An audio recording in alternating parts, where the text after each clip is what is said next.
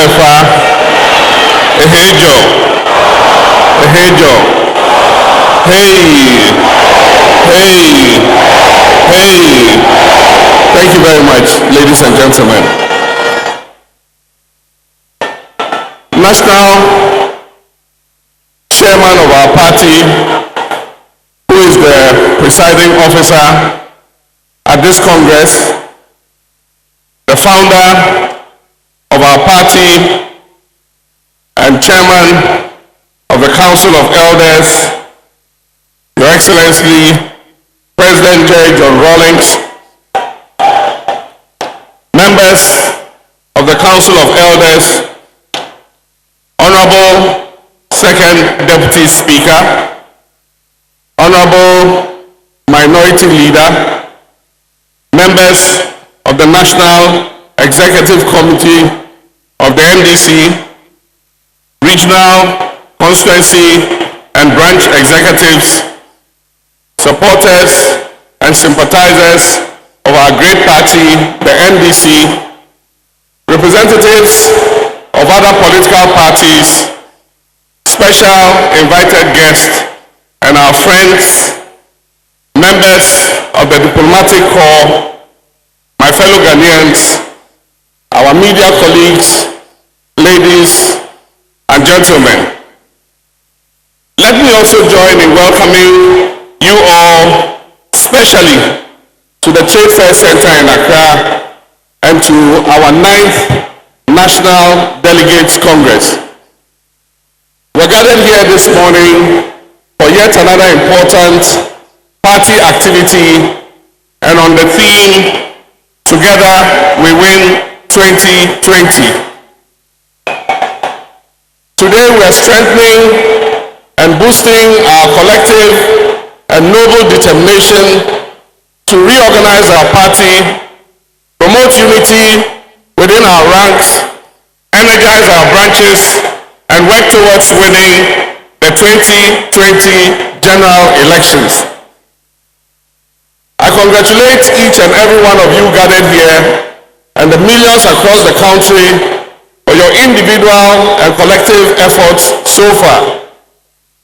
We have begun our journey back to the Flagstaff House, and on my part, I can confidently promise you that I shall continue to provide the needed support and encouragement to the party on that journey, and it will not matter who the flag bearer of our party is.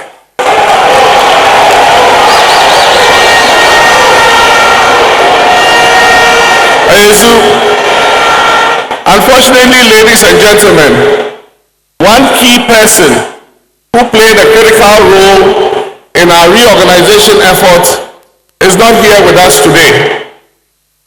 Pakwesi Bekwe Emisa Aka, my Vice President, may the good Lord keep him safely in his bosom. On this occasion, I also remember very fondly our beloved Asumdrehene, Professor John Evans Atamils of blessed memory. Fellow Akatamansonians, we have gathered here as one family at Congress to, among others, complete the election of our national executives who will steer the affairs of our great party for the next 4 years. It will be proper at this stage to once again congratulate our newly elected national youth and women executives, as well as all the elected executives from the branches through the constituency to the regional level. To all of you, accept my warmest congratulations. It is important to keep in mind, my brothers and sisters, that the choices we make here today will contribute to the determination of the future of the NDC and also of Ghana. We must therefore put our best foot forward to rescue Ghana from the abysmal performance of the Nana Akufo-Addo and New Patriotic Party administration. This Congress represents the hopes and aspirations of our country. It is a divine calling to which we as a party must answer. The grassroots of our party, the hard-working farmers, the fishermen, the artisans, the teachers, the nurses, other public sector workers, the business and investment community have all seen the clear difference between our great party and the NPP. We cannot fail all these people. We must be proud of our party and proud of our record in government. At each opportunity we have had to serve in government, the people of Ghana have seen more rapid progress in terms of development and improvement in economic activity.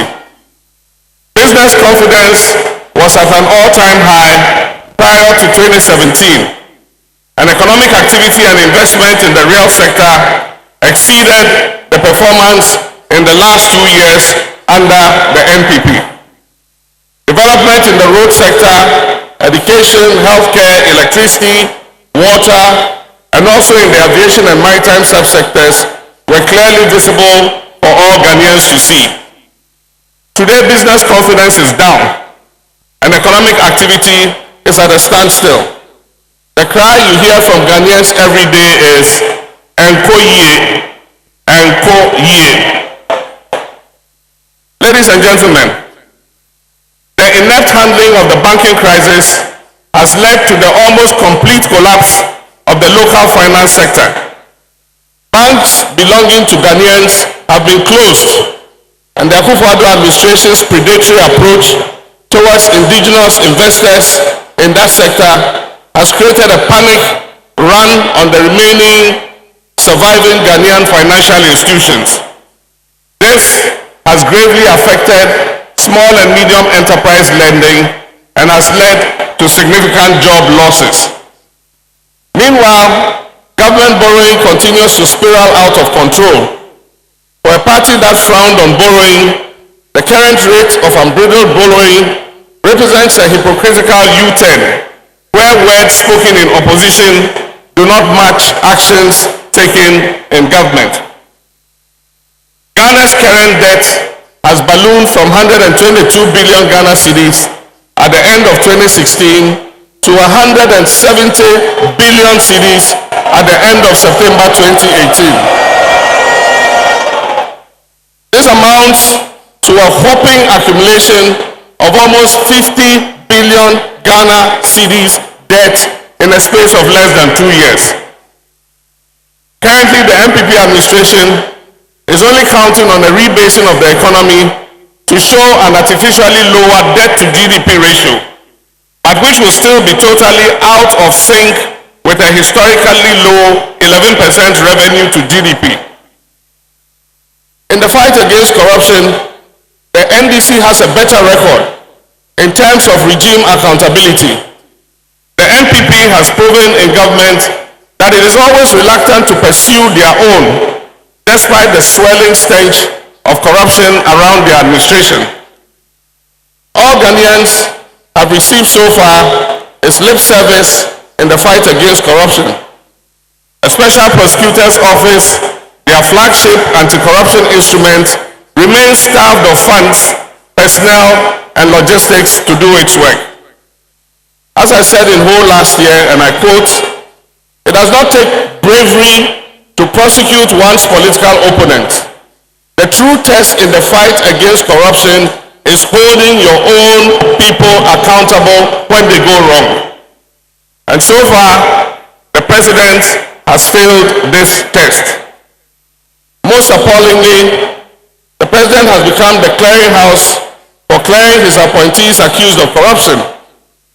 He has on several occasions cleared his ministers and appointees when allegations of corruption have been made against them. Indeed, it was a very low day for Ghana when the president peddled a falsehood on a panel at the recent African Investment Forum that all allegations of corruption made against people in his administration have been investigated and cleared by independent investigative bodies. That was an obvious untruth. Even more worrying is the historic heights this administration has taken nepotism to.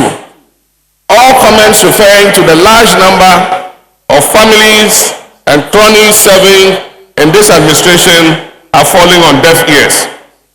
At the same time, insensitivity keeps manifesting in the high taxes, high port charges, high fuel prices, high transport fares, high commodity and food prices, high rent, high CD to dollar exchange rate, high national debt, and high levels of insecurity.